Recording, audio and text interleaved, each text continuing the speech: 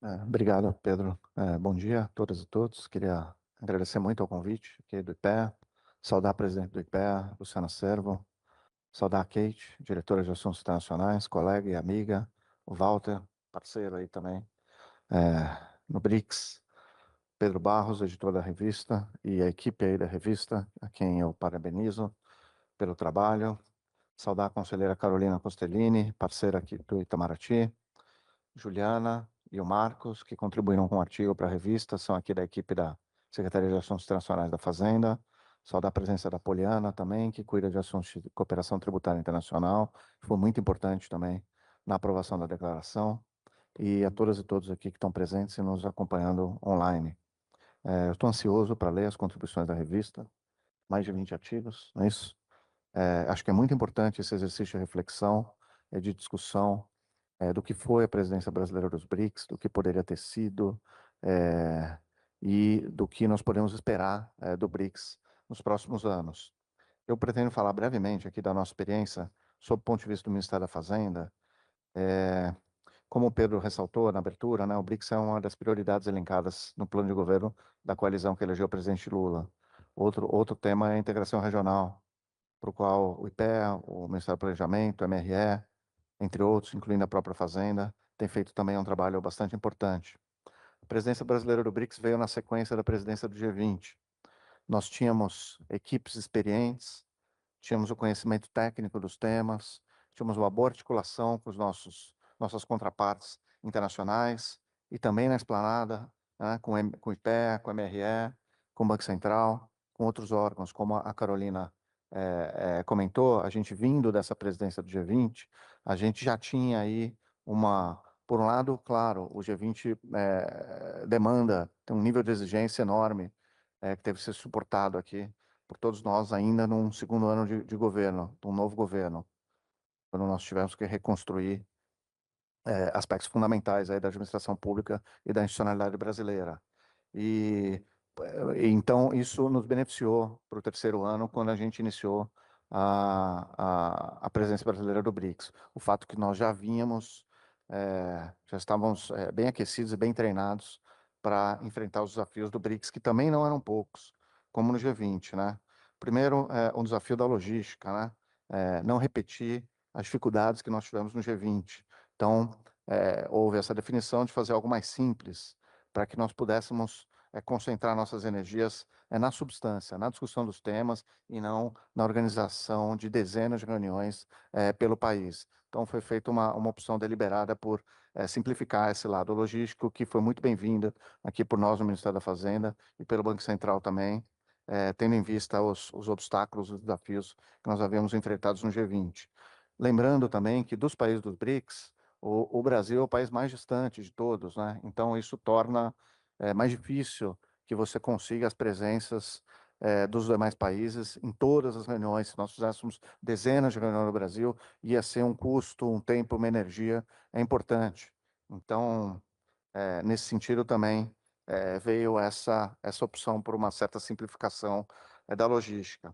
Um segundo ponto, que é um desafio grande no grupo, é a diversidade do grupo, né? O BRICS não é um bloco homogêneo entre os países, né? Você tem uma diversidade, por exemplo, do tamanho dos países. Basta ressaltar a China, que é desproporcionalmente maior do que os demais países dos BRICS. Tem uma diversidade de estruturas econômicas também, né? Você tem Emirados Árabes Unidos, uma economia de hidrocarbonetos e com alguma parte de serviços também. E aí você tem toda a máquina industrial, agrícola, econômica da China, você tem uma Índia, você tem um Brasil, você tem a África do Sul, que é um país com PIB um pouco menor do que o dos outros quatro BRICS originais. Você tem a Etiópia, que é um país que está reestruturando sua dívida externa. O Egito, que acho que nos últimos 20 anos teve que recorrer ao FMI diversas vezes, né?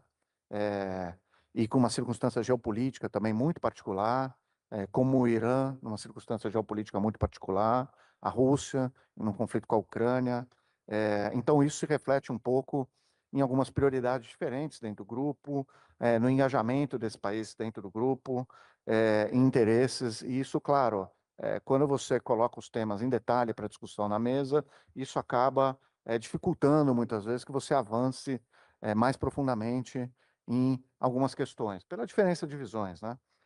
E também uma outra questão, a integração dos novos membros, né? Você tinha 5 membros que já faziam parte do BRICS há 10, 15 anos, e de repente você ganhou 5 membros novos, no nosso caso, tendo em conta que a Arábia Saudita não se juntou aos trabalhos do track, é, do pilar financeiro, ali com o Banco Central e com a Fazenda. Então, são países que estavam, vamos dizer assim, aterrissando no BRICS, né? Então, a gente teve um desafio de melhor integrá-los, deles entenderem as discussões, onde estão, onde não estão. As instituições que vinham sendo construídas pelo BRICS até então, eles não fazem parte, né? Não faziam parte do CRA, do Acordo de Reservas, do Banco dos BRICS, não necessariamente. Então, isso também era um certo desafio. O BRICS ele não tem um secretariado, né? No pilar financeiro, praticamente não tem grupos de trabalho. Então, havia também um esforço, uma necessidade de estruturar essas discussões, que, por exemplo, no caso do G20, elas, pelo fato de ter grupos de trabalho bem estruturados, isso já vem, de uma certa maneira, mais arranjado, o que traz prós e contras, né? Porque, de certa maneira, diminui a sua flexibilidade, a sua autonomia. No BRICS, por essa razão, a gente tinha um pouco mais de autonomia e flexibilidade. Do ano passado, da presidência russa, eu recomendo a leitura do White Report, da presidência russa, que é um documento, acho que de 40, 50 páginas, é um bom diagnóstico das insuficiências, limites, e desigualdades do sistema financeiro e monetário internacional. É um bom diagnóstico. Entretanto, enfim, a presidência russa trouxe propostas interessantes, mas um tanto quanto ousadas, talvez, até pela circunstância particular do país, né, que está sob sanções e isolado, e isso e não foram propostas que foram construídas passo a passo. Então, foram muito eles queimaram muitas etapas e sem essa construção passo a passo, gradual, com os outros membros se sentindo parte da construção on-board, fica difícil você concretizá-las. De todo modo, como presença brasileira, nós tínhamos que dar seguimento à declaração de Kazan e nós procuramos fazer da melhor maneira possível, sem deixar de abordar nenhum dos assuntos, né? Uma outra questão importante, né? Enfim, a revista ela propõe, nos convida à reflexão sobre o BRICS, né? Nos convida a pensar sobre o BRICS, né? Então, no próprio governo brasileiro, um governo de coalizão, na sociedade brasileira, especialmente no empresariado e no setor financeiro, havia, como há, diferentes visões, diferentes prioridades eram atribuídas ao BRICS. Isso precisa ser também fazer parte das discussões, né? E por fim, o grande desafio que é trazido pelo cenário geopolítico fragmentado e conflituoso, né? As guerras, os conflitos, se agudizando muitas vezes na Palestina, na África, no sul da Ásia, a guerra da Rússia com a Ucrânia, né? A nova administração norte-americana com as tarifas unilaterais, as sanções, restrições financeiras unilaterais. O tema da dívida, tá, dos países em desenvolvimento continua altamente problemático, né? Os países mais pobres cada vez mais endividados, tendo que despender com o serviço da dívida recurso muitas vezes além dos recursos que gastam com educação, com saúde, as taxas de juros internacionais muito altas, não há mecanismos de resolução de crise de dívida institucionais bem estruturados. é, então, esse também é um problema. Só para trazer para dentro do BRICS, aquela questão que eu falei da diferença entre os países, a Etiópia está reestruturando sua dívida, né? E a China é um grande credor bilateral. Então, só nisso a gente já deu para ver que o tema da dívida dificilmente, dadas as divergências que existem, não entre a China e a Etiópia necessariamente, mas entre a China e o Clube de Paris, muitas vezes, entre os credores tradicionais, né? A Índia também é um novo credor. Então, o tema da dívida foi pouco explorado dentro do BRICS, por essa razão. É, então, crescimento econômico mais lento, como a Carolina comentou, multilateralismo em crise, né? O ministro Fernando Haddad gosta de falar das policrises em que nós vivemos, né? Uma crise ecológica, uma crise social, uma crise política, crise econômica, uma crise moral também, né? Uma crise moral quando você vê um número diminuto de indivíduos acumulando fortunas, com base em rendimentos financeiros e variações de preços de ativos financeiros, enquanto metade da população do planeta vivendo em condições próximas à pobreza, à miséria, de fome. Essa desproporção que tem crescido enormemente nos últimos décadas, ela reflete uma crise moral também do nosso sistema, dos nossos sistemas econômicos e políticos, né? Enfim, com uma boa equipe que nós tínhamos no Ministério da Fazenda, com as boas parcerias que nós tivemos com o MRE, Carolina está aqui, eu queria muito mencionar o embaixador Maurício Lírio, mas dar um especial significado à embaixadora Paula Barbosa, foi muito importante a nossa presidência. Queria mencionar o Cláudio Garon também, responsável pela logística, que nos ajudou na Fazenda a organizar nossas reuniões. Foi muito importante esse apoio, a parceria com o IPE aqui, com a Kate, com o Walter, a presidenta Luciana Servo, com o Banco Central e os outros órgãos. Nós conseguimos bons resultados em nossa presidência, em ambos os eixos na qual nós podemos dividir assim um pouco o track do BRICS, vamos dizer assim.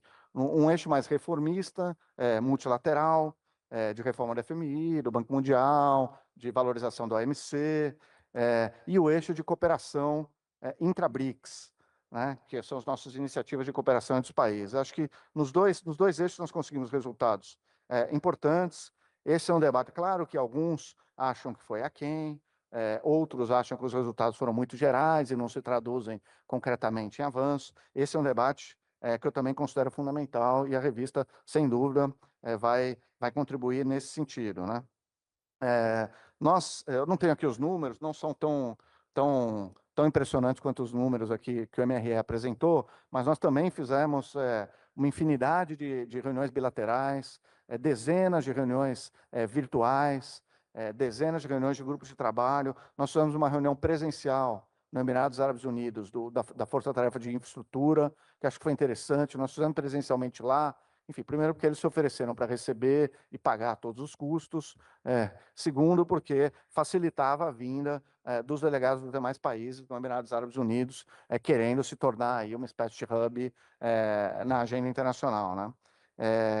Então, os nossos números não são tão expressivos quanto os que a Carolina colocou, mas são números também importantes. Queria destacar, me encaminhando aqui para o final, a nossa reunião ministerial no Rio de Janeiro, que foi às vésperas da cúpula e que contou com presença de muito alto nível. Isso foi muito importante para a gente, é muito simbólico e acho que isso reforça o grupo. Nós tivemos o ministro das Finanças da China, tivemos o ministro das Finanças russo presente, a ministra das Finanças indiana, Nirmala, o ministro dos Emirados Árabes Unidos também presente, o ministro do Egito, também um ministro importante, estava presente no Rio de Janeiro, o vice-ministro da Indonésia, que é uma figura jovem importante lá no governo local, e o vice-ministro da África do Sul, o Duncan, que era o coordenador geral do G20 da África do Sul. Então, a presença é muito importante, para além de altos representantes da Etiópia e também do Irã, né? O Irã estava ali em meio ainda ao conflito com Israel, a cúpula ali foi logo na sequência, assim,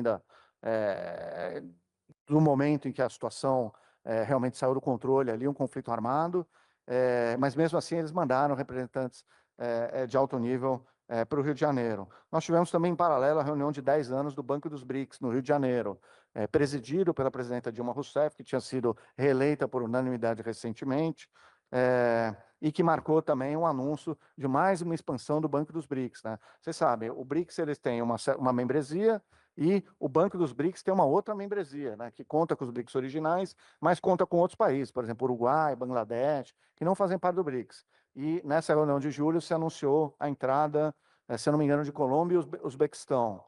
Eu entendo que está sendo discutida agora a entrada da Etiópia também no banco. Então, e tem outros países na fila também. Então, foi um momento de celebração de 10 anos do banco. O banco foi criado em Fortaleza em 2014, na presidência brasileira, também com a presidenta Dilma Rousseff. Então, foi importante ter essas reuniões paralelamente. Claro que envolveu aí desafios também logísticos, organizacionais, de agenda, mas tudo deu certo. 4 declarações conjuntas, né, além do comunicado conjunto, que é extenso, uma declaração sobre reforma do FMI, dos BRICS, foi importante essa declaração. Tivemos que negociar com o Egito, tá, com outros países aí que não têm necessariamente a mesma posição original dos BRICS. Foi interessante conseguir. A Poliana liderou a negociação da declaração de tributação internacional, onde nós mencionamos a questão dos super ricos, mencionamos a questão da Convenção da ONU, que está em andamento, né, uma convenção que pretende aí ampliar as bases da cooperação tributária internacional. Foi importante. A Carolina já mencionou a reunião, a Leaders Climate Finance Declaration. O Ministério da Fazenda contribuiu também para essa declaração. Foi importante. E, além disso, nós tivemos a aprovação aí, incipiente aí, do mecanismo de garantias dentro do Banco dos BRICS, que é um avanço concreto importante. A New Investment Platform, a plataforma de investimentos. Recentemente foi publicada as guidelines dessa plataforma, é algo que pode render frutos importantes adiante. Discutimos taxonomia, mercado de carbono, temas que foram levados para a COP aí mais recentemente. Os bancos centrais fizeram seminários e publicaram um relatório sobre alternativas para cross-border payments, pagamentos transnacionais em moedas locais. É um relatório que não apresentava, não era conclusivo. Ele não dizia vamos fazer A, B ou C, mas ele estudou alternativas e fez umas pesquisas com os bancos centrais para investigar mais ou menos quais os caminhos que eles preferem, se eles acham que tem que seguir todos os bancos centrais dos países BRICS, se pode fazer protótipos com menos países, enfim, vai caber agora aos indianos darem sequência a isso. A reforma do acordo contingente de reservas, que foi finalizada, os termos do tratado, e agora vai se iniciar uma discussão com como trazer novos membros para dentro do acordo contingente de reservas, também ficou para a Índia. Apoio ao BRICS Business Council, apoio aqui ao Walter e à Kate aqui no BRICS Think Tank Network for Finance, acho que a gente conseguiu avançar nisso, e participação social, que nós investimos bastante nisso, como nós já tínhamos feito no G20, a gente está publicando aí, lançamos ontem, um relatório sobre o nosso legado de participação social nos BRICS, ele tem um QR Code, tem um link aí que a gente vai compartilhar com vocês depois, é um registro tanto quanto institucional, mais importante dos vários eventos que nós fizemos com a sociedade civil ao longo do ano. Terminando aqui, o que não deu para fazer na minha avaliação, assim, infraestrutura na Força Tarefa, nós tínhamos proposto um hub de infraestrutura dos BRICS, né? Para projetos, para deliberação, para captar financiamentos. A gente não conseguiu avançar com isso. Não é a primeira vez que se propõe isso dentro dos BRICS. Não se consegue avançar, não há consenso. Alguns acham que duplicam iniciativas que já existem. Enfim, foi difícil. Commodities, a gente queria avançar num diálogo sobre commodities dentro dos países dos BRICS, talvez em mecanismos de coordenação, de articulação, mas por divergências assim de perspectivas, acho que um pouco dentro do governo, entre os países dos BRICS também, também não estava muito claro se era um tema mais do Sherpa Track, também do Finance Pillar, a gente acabou não conseguindo avançar nesse tema, que é um tema importante, então não havia consenso no setor privado também com relação a isso. Então a gente não avançou. Governança, temas de governança. A gente fez boas reuniões com os diretores da FMI, no Banco Mundial, com os nossos contrapartes ministros das Finanças, conseguimos uma declaração, Rio de Janeiro Vision for IMF Governance Reform, mas, sendo bem realista aqui, e aqui tendo em vista novamente que a revista procura trazer uma reflexão, o cenário geopolítico, pessoal, está dificultando quando não impede completamente quaisquer reformas na governança das instituições financeiras internacionais. As divergências são tantas e enormes que torna difícil qualquer avanço, e pelo contrário, a gente está retrocedendo, né? Aquela boa vontade que existia nos anos 2010 para dar mais poder para a China, para a Índia, para os países emergentes, para que eles dividissem melhor as responsabilidades, essa boa vontade não existe mais. A gente está vivendo um mundo bastante conflituoso, alguns países em desenvolvimento perderam com as reformas de 2010, por exemplo, a África do Sul, e vem com algum ceticismo, novas reformas. Você tem os países árabes também, o Japão. Quer dizer, sendo bem realista, eu não vejo perspectivas positivas para esse tipo de reforma. Outros temas, comunidade de conta do BRICS, o BRICS Clear, sem consenso também, nós não conseguimos tocá-los adiante. Possibilidades dos BRICS para fechar. Eu acho o BRICS um agrupamento muito importante, eu acho que o governo brasileiro tem que seguir investindo bastante nessa articulação. A gente está num mundo aí claramente em crise, e o BRICS nos permite uma aproximação, uma articulação com países fundamentais da ordem política e econômica internacional. Eu acho que nós temos que seguir com bastante engajados agora, mas, entretanto, nós temos que reconhecer, agora no G20 nós temos a presidência norte-americana, já excluindo a África do Sul do G20. Já começa com muita dificuldade, né? Já perde um pouco de legitimidade e já começa a gerar dúvidas do quanto que esse G20 vai conseguir entregar. E no BRICS nós temos a presidência indiana, que, para mim, pelo menos até o momento, ainda continua uma certa incógnita nos temas que a presidência indiana vai avançar, não vai avançar. Eles já nos passaram algumas linhas gerais, mas não detalharam. Eu não sei bem também o quanto que nós vamos conseguir avançar no BRICS no próximo ano com a presidência indiana, mas eu sei que no que depender do Brasil a gente vai avançar o máximo que for possível. Queria agradecer bastante, então, mais uma vez, o convite é uma honra estar aqui, Kate, Pedro e os demais colegas de mesa. E obrigado aí, espero que a revista, eu tenho certeza que vai contribuir aí para uma reflexão importante aí do BRICS e da política externa brasileira e da política financeira internacional também do Brasil nos próximos anos. Obrigado.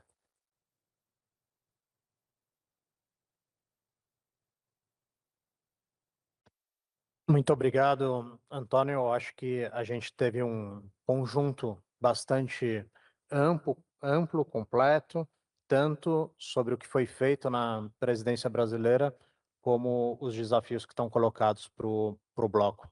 E com esses desafios e dúvidas, né, e também temas que a gente tem que se debruçar mais, tanto no BRICS como no conjunto da agenda de inserção internacional do país, a gente encerra essa mesa nesse momento, passando a palavra para o Walter. Você quer, Kate? Ah, sim, vamos lá, vamos colocar aqui com destaque para a imagem. Eu não sei se eles conseguem colocar um zoom. Trabalho da Mariana Davi, da Wally, Poliana também ajudou muito. Mencionar o Helder também, coordenador-geral do BRICS, que não pôde estar aqui conosco, mas foi parte fundamental aí da nossa presidência. Obrigado, Antônio. O documento chama BRICS Brasil 2025, Legado, Participação Social na Trilha de Finanças do BRICS, Presidência Brasileira 2025.